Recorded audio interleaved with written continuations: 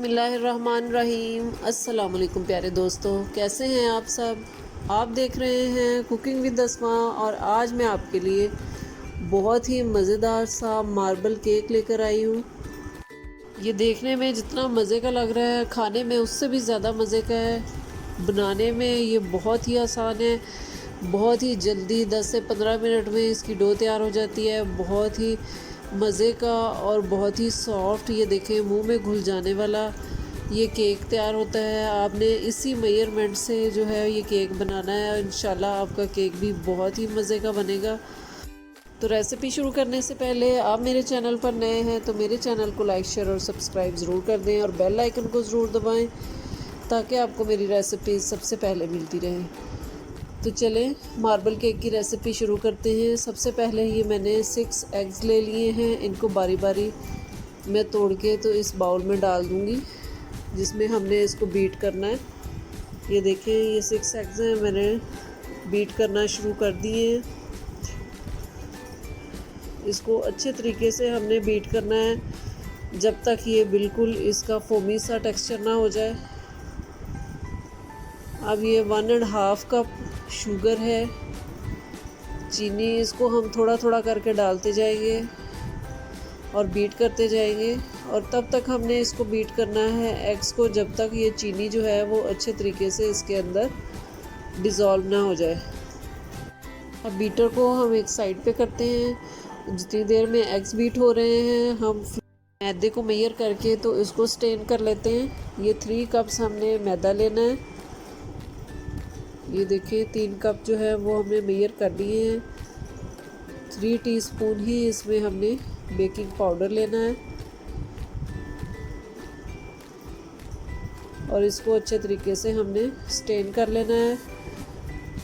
इसकी मेजरमेंट एक दफ़ा फिर सुन लें। 6 एग्स हैं, 1.5 कप ही इसमें चीनी जाएगी, 3 कप्स जो है वो मैदा जाएगा और 3 टीस्पून इसमें हमने बेकिंग पाउडर डालना है और ये 1.5 कप ही इसमें कुकिंग ऑयल जाएगा और 1 टीस्पून इसके अंदर आपने वनीला एसेंस डाल लेना है।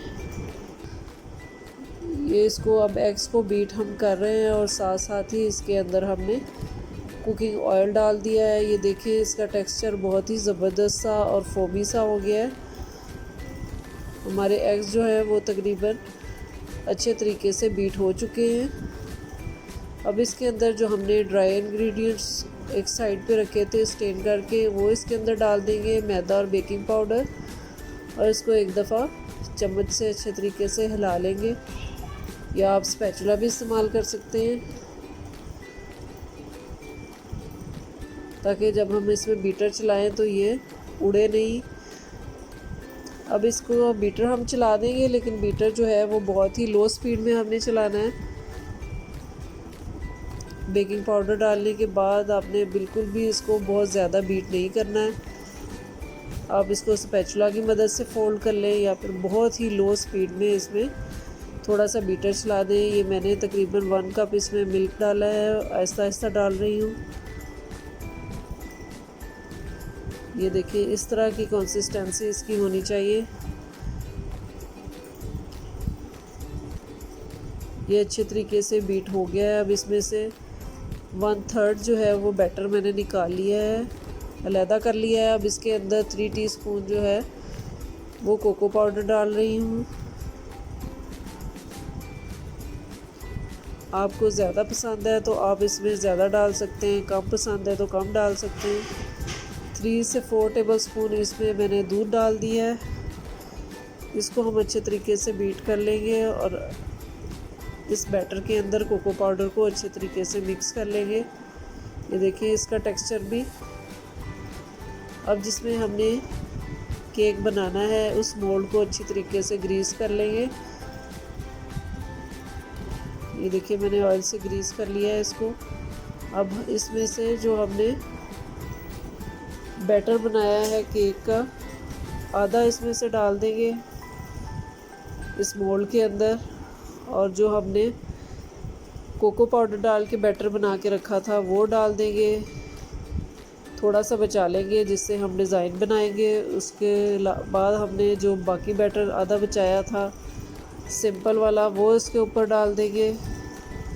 आपका बर्तन जो है वो बहुत ज़्यादा चौड़ा नहीं है तो आप इसकी 2 लेयर्स भी बना सकते हैं। मेरा जो बर्तन है वो ज़्यादा चौड़ा है, इसलिए मैं एक ही बना रही हूँ। अब ये देखिए, जो थोड़ा सा हमने बैटर चॉकलेट वाला बिछाया था, कोको पाउडर वाला, वो मैंने इसके ऊपर डाल के तो इस तरह से फोक की मदद से इसका डिज़ाइन बना दिया है। अब इसको हमने बेक करना है 180 डिग्री पे